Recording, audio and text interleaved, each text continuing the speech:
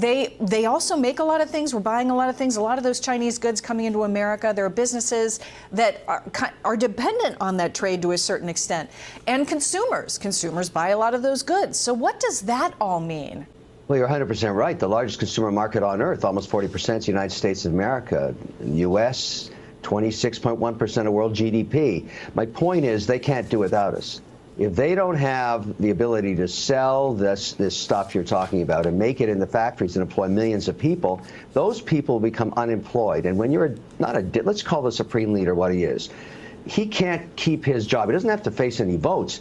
But if people can't eat and they're in the streets rioting, his job's over. Xi knows this. And so it's mutual destruction if it's a long-term situation, but it won't be long-term.